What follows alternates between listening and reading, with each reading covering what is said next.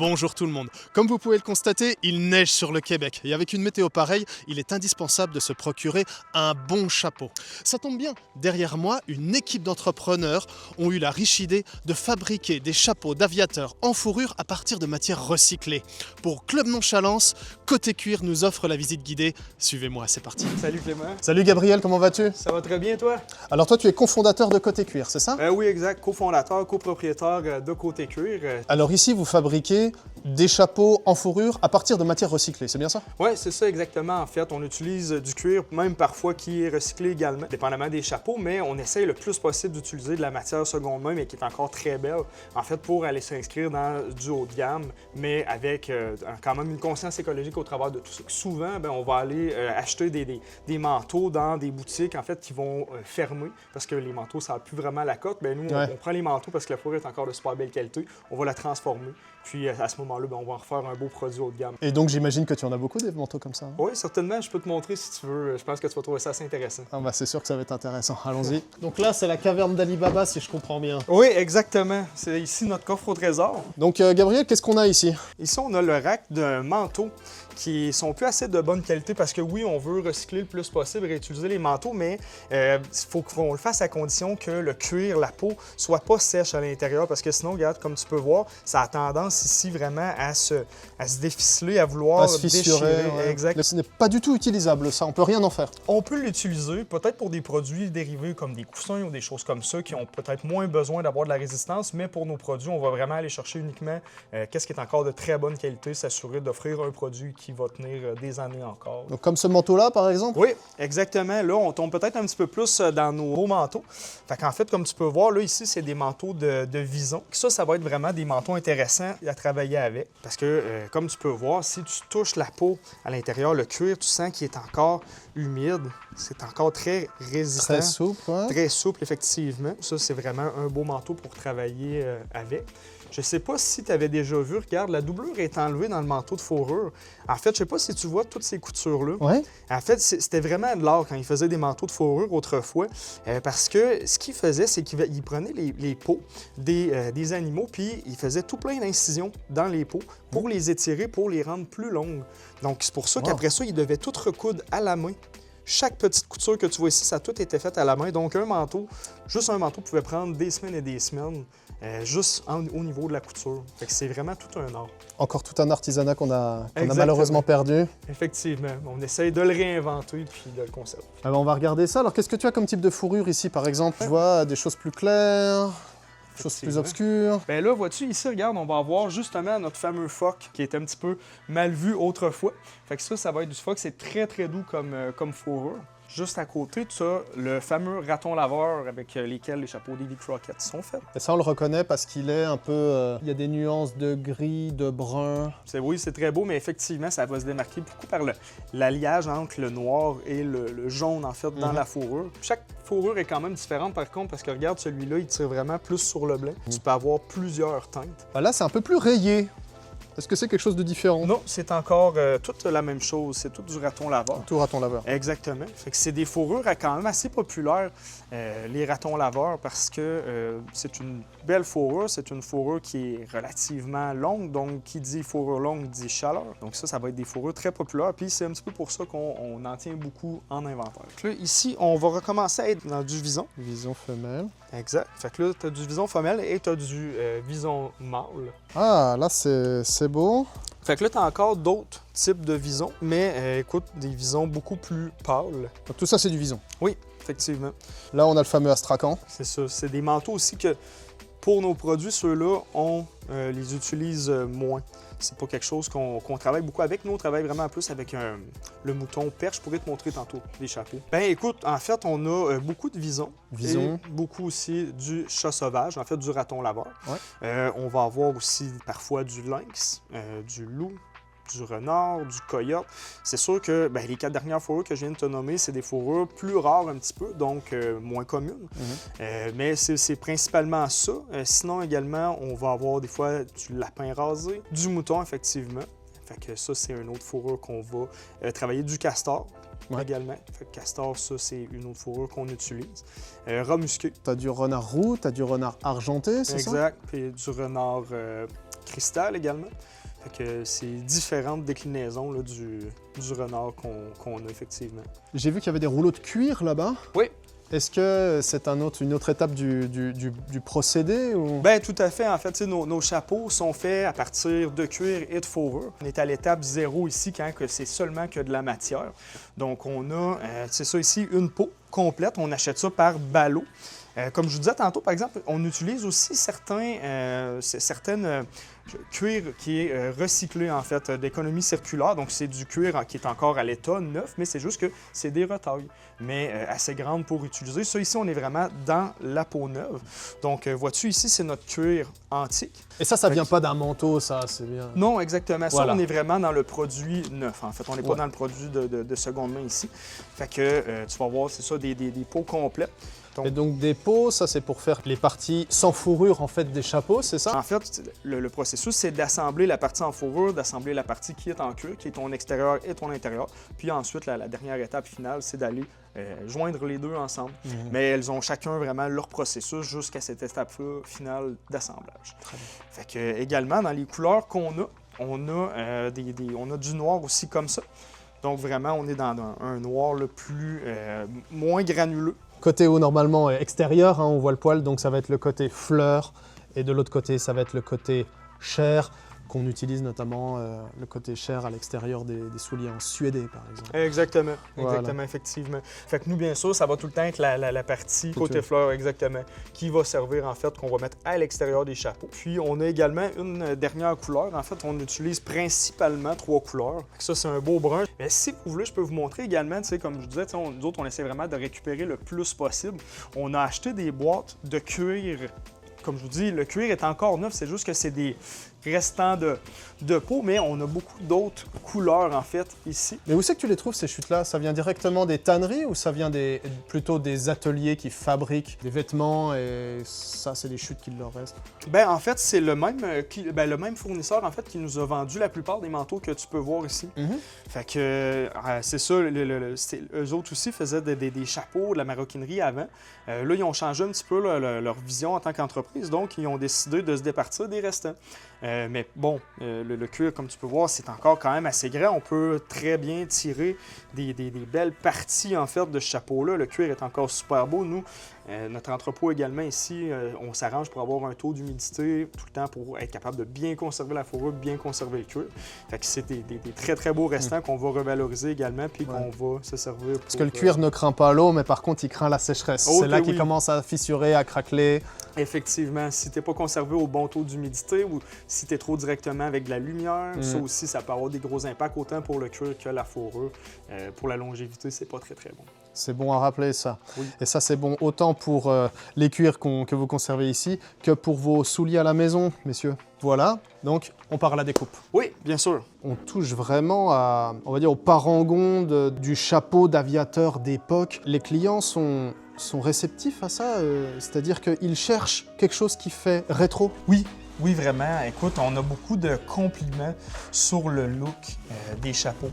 Je pense que, tu sais, comme tu peux voir quand tu compares le chapeau vraiment plus traditionnel comme la chapka, tu vois que c'est plus simple un peu comme look. Donc, je pense que ce que les gens aiment des chapeaux Simon, c'est le look rétro, mais aussi on voit qu'il y a comme une attention particulière portée avec les détails, avec tous les boucles en métal et tout ça, avec les snaps. Je pense que c'est ce que les gens trouvent très beau. C'est comme un peu une espèce de modernisation de quelque chose qui est un peu plus ancien. Donc, effectivement, que les gens apprécient en fait garder un look rétro. Sensible au look, sensible à la qualité. Exactement. Alors Gabriel, ici on est dans l'atelier de découpe, c'est bien ça? Exactement, c'est ici qu'on va venir vraiment tout découper notre matière première. On découpe certaines fourrures et le cuir. Certaines autres fourrures doivent être découpées à la main quand c'est de la fourrure plus longue. Vois-tu, on a des emporte-pièces. Fait que c'est ici, en fait, là, comme tu peux voir, on va avoir différents emporte-pièces. Ça, c'est un emporte-pièce pour le fond d'un chapeau. Donc, la façon que le chapeau est fait, tu as 2 bandes de fond et des côtés. D'accord. Fait qu'après ça, on va venir juxtaposer différentes pièces, dont les ganses et tout ça, les oreilles, sur la base, comme je te dis, qui est composée de 2 bandes et 2 oreilles. Mais en fait, c'est vraiment là, ici, regarde, on va découper, exemple, des lanières, puis on va venir aussi mettre... En fait, ça, ici, c'est ton ton die de côté. Tout est numéroté avec des tailles. Fait en fait, dépendamment justement de qu'est-ce que tu veux faire, tu vas pouvoir prendre l'emporte-pièce qui est associé en fait à la bonne grandeur. Le kicker, comment ça fonctionne? Écoute, on n'est vraiment pas dans les technologies nouvelles, mais comme tout ce qui était fait à l'époque, on est vraiment dans la qualité. Cette machine-là, écoute, ça doit dater probablement des années 60, 70. Mais du solide. C'est du solide, exactement. On va partir le kicker. Je vais mettre ma peau. Là, présentement, ça va bien parce que je travaille avec une peau qui est unie. Donc, j'ai pas besoin de faire attention au sens du grain. Je peux simplement me concentrer à découper. Puis, ça rend ça beaucoup plus facile comme processus. Fait qu'en fait, vois-tu, regarde, je vais venir porter mon emporte-pièce à l'endroit où je veux découper ma pièce. Ensuite, voilà, j'ai une belle bande de fond prête à être assemblée après ça. Tout ça, ça a déjà été coupé? C'est encore des chutes, effectivement. Ça, ici, on va garder souvent des petits morceaux de cuir comme ça. Il y en a qu'on pourra peut-être pas réutiliser, là, mais certaines petites bandes comme ça pour faire les lacets Les que tu as lacets, vus. ouais. Effectivement. Et à la fin, les chutes, des chutes, des chutes, qu'est-ce que t'en fais? Est-ce qu'ils ont une utilité? Est-ce qu'ils peuvent- Malheureusement, pour le moment, je te dirais qu'on jette peut-être un genre de 5 à 10 % de nos chutes. Parce qu'on ne peut pas réutiliser pour le moment rien avec ça, mais on a vu une nouvelle entreprise qui ne fait pas très longtemps, mais qui est en Europe, je crois, puis elle a fait de la récupération de cuir. Donc peut-être un débouché éventuellement là, qu'on aimerait regarder pour éviter, c'est ça, de jeter quoi que ce soit, là, si on pouvait... Pour que tout puisse se récupérer. Quoi. Exactement, c'est ça. Il n'y a peut-être plus de produits à faire avec, mais peut-être qu'eux peuvent trouver une utilité quelconque avec du recyclage. Donc ça pourrait être super intéressant pour l'avenir. C'est important pour toi, cette idée de commerce circulaire, cette conscience écologique quelque part? Est-ce que c'est au cœur de la démarche dans ton entreprise? Oui, bien vraiment, en fait, on peut avoir la qualité d'un chapeau de fourrure sans l'aspect cruauté, puis en plus avec un aspect d'économie circulaire dedans. Ouais. Donc pour nous, écoute, ça faisait que du sens en fait là, à ce moment-là. Pour en avoir parlé avec certains clients, des fois, c'est ça, ils trouvent ça super intéressant de pouvoir acheter de la fourrure qui n'est pas directement prélevée sur les animaux, puis tu as l'impression que tu fais un petit peu un petit geste quand même pour l'environnement en te gâtant en même temps avec un chapeau. Tu auras apporté ta pierre à l'édifice. Oui, c'est ça, exactement. Eh bien, après la découpe, oui. On passe à quoi? Ensuite, on est rendu vraiment à tout ce qui va toucher l'assemblage de la coque. Fait que là, il y a beaucoup d'étapes de collage que je vais aller vous montrer à l'instant. Puis aussi, il y a toute la couture de la fourrure. Donc, des étapes assez cruciales, en fait, là, dans la confection. Fait que on peut aller en haut, je vais vous montrer ça. C'est parti. Le chapeau Davy Crockett. Le fameux. Le fameux Davy Crockett. En fait, ce chapeau-là, Davy Crockett, il y en a différentes versions. Le nôtre est fait en fourrure de raton laveur, mais tu peux en trouver des variantes en renard. Les vrais chapeaux des puristes, on pourrait dire, normalement, ils vont avoir le visage aussi à la main. Mais peut-être que nous, on se limite à la queue à l'arrière. Oui, ça serait pousser la coquetterie un petit peu loin. C'est ça, exactement. Mais les puristes te diraient que ça prend le visage aussi, vraiment à la main. Ah ouais, hein? Donc, comme dans la série Davy Crockett, ça a été une série des années 50 qui a vraiment popularisé énormément le chapeau parce que, en fait, c'est un chapeau qui s'inspire d'origine des colons, en fait, des trappeurs. Les trappeurs. Exactement, qui portaient ce chapeau-là lorsqu'ils partaient trapper dans la fin je te dirais dans les années 1900. Quelles sont ses qualités? Il couvre bien la tête, il couvre les oreilles? Oui, bien en fait, nous, notre modèle, on a un modèle qui a des petites oreillettes. Bon, ça, on s'entend, dans les années 1900, et c'était peut-être pas présent, mais on a une petite doublure, en fait, qu'on peut venir dérouler comme ça pour protéger les oreilles, pour qu'on soit capable de le porter l'hiver. Donc, quand on a des hivers un petit peu plus venteux, un petit peu plus froid, c'est un excellent modèle, en fait, pour porter. Sinon, on a le plus traditionnel, bon, qui est quand même relativement chaud, parce que, regarde, si tu regardes à l'intérieur, tu as un petit lainage qui est doublé. Donc ça, c'est de la laine, ça? C'est vraiment, oui, c'est ça, c'est un petit lainage. Et puis, bon, c'est sûr aussi que, quand même, la fourrure, elle a quand même une belle capacité isolante. Donc, à ce moment-là, ça va vraiment venir te permettre de le porter quand même confortablement l'hiver. C'est peut-être pas le chapeau que je te conseille pour aller à moins 30, mais pour aller, tu sais, que c'est un chapeau de ville ou si tu veux faire tourner les têtes. Ah oui. Un petit peu petit pour moi. Peut-être un peu petit pour toi. Alors ça, c'est vrai. On a la tradition ici, hein, n'est-ce pas? Et puis on a la pointe de modernité là. Exactement. Pour commencer, on pourrait peut-être, je pense, vous montrer toutes les parties qui font la coque, en fait, du chapeau. Alors ici, on a les dessus du chapeau, les arches qu'on appelle.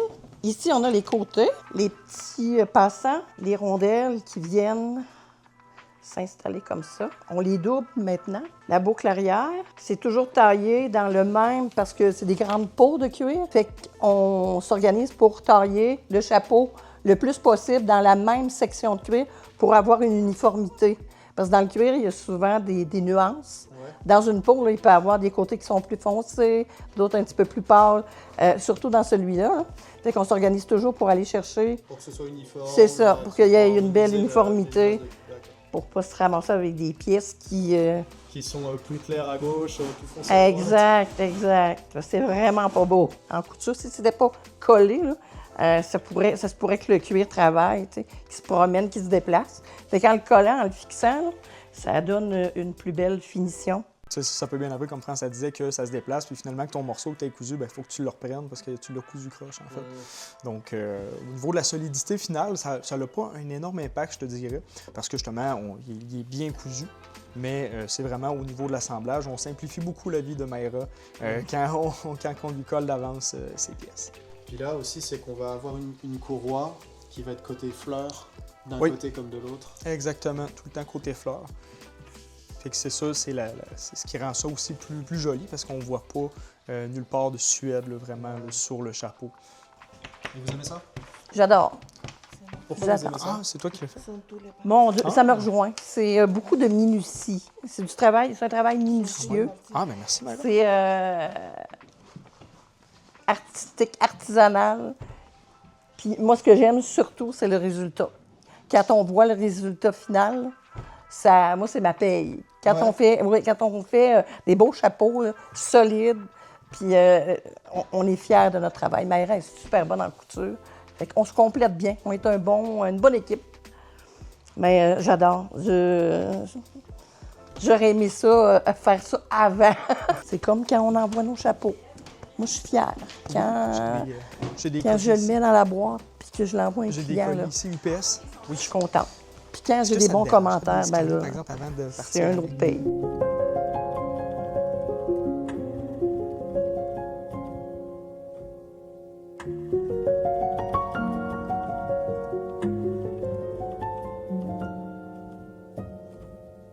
Est-ce que c'est important pour toi que la production soit locale? Ben oui, vraiment, ça a toujours été quand même une valeur, je pense, qui a été importante autant pour moi que pour mon père.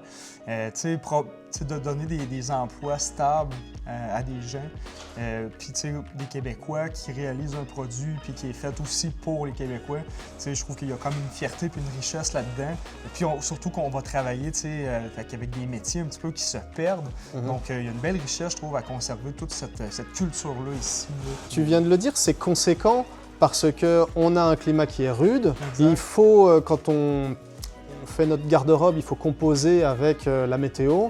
Et c'est indispensable d'avoir un bon chapeau. Un bon chapeau de fourrure de surcroît, c'est un luxe. Exactement. Bien, c'est comme on peut le constater, des fois, les hivers sont assez rudes. Puis je te dirais qu'il n'y a pas une tuque qui va aussi bien te garder au chaud que de la vraie fourrure, ça, c'est certain.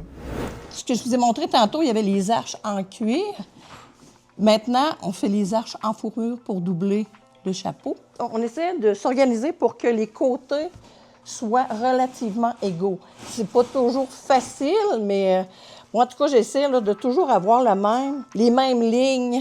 Dans le même sens. Dans le même sens, c'est ça. Pour pas se ramasser avec, admettons, un côté qui va, un bout qui va être uni, puis de l'autre côté, il va avoir, admettons, un motif comme ça. Le principe, en tout cas, c'est toujours taillé l'envers l'endroit. Puis là, Gabriel, là, il n'y a pas de dessin au laser, là, hein? C'est pas rationné. Non. Non! C'est ça, exactement. Là, on est vraiment dans le fait 100% à la main dans ce cas-là. Exact, Fait que, exact. Fait que mes palettes vont s'en venir, ils vont être dessinées ici, dans le bas du manteau. On travaille avec un couteau, une lame, c'est-à-dire. On travaille avec ça. Ça évite de faire trop de poils parce qu'au début, on coupait avec des ciseaux, avec la pointe du ciseau. Ça faisait énormément de poils partout. Mais avec une lame, là, c'est fantastique. Alors, on coupe. Je suis mes lignes. Puis il faut pas, c'est pas un exacto, là, on ne s'appuie pas dessus sur la table pour tailler, il faut vraiment Soulever le cul. soulever la peau. Alors voilà ce que ça donne quand c'est taillé. Comme vous pouvez voir, ça fait vraiment presque pas de poils. Donc ça, c'est la partie... C'est la palette. Ça, c'est la palette devant. C'est ça.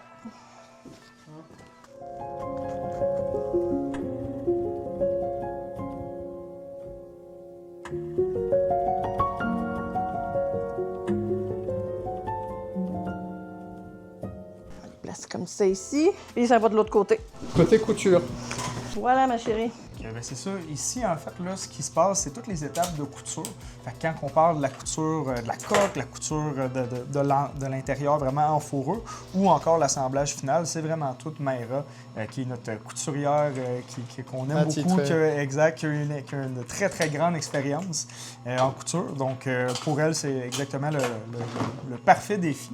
Fait qu'en fait, ben, on va commencer par vous montrer quelques étapes de la couture de la coque, parce qu'il y a quand même beaucoup de couture à faire, il y a beaucoup de petites pièces, fait qu'il faut tout venir assembler ça ensemble. Là, on retrouve notre courroie qui a été donc collée, 2 lanières de cuir qui ont été collées l'une sur l'autre. Fait que là, il y a toujours des fois, c'est ça, un petit peu d'affinage à faire parce que ça peut arriver que des fois le die coupe un petit peu moins bien. Quand je vous montrais les emporte-pièces en bas, ça peut arriver que l'emporte-pièce coupe un petit peu moins bien. Donc, on va vraiment juste venir s'assurer d'égaliser notre lanière pour être certain que tout est bien égal ensemble. Ça, c'est juste une petite étape. Fignolage, mais qui est très importante. Puis après ça, quand on regarde les détails du chapeau, on se rappelle, on va avoir un beau chapeau. On veut que les gens le trouvent beau puis le trouvent uniforme. Fait que c'est une des bien beau, bien propre, bien taillé, bien symétrique. Exactement, c'est ça. On veut pas que on veut que les gens savent que ça soit fait à la main, mais on veut pas que ça paraisse que c'est fait à la main. Tu sais, on veut vraiment voir un résultat presque comme si on était des petites machines en fait.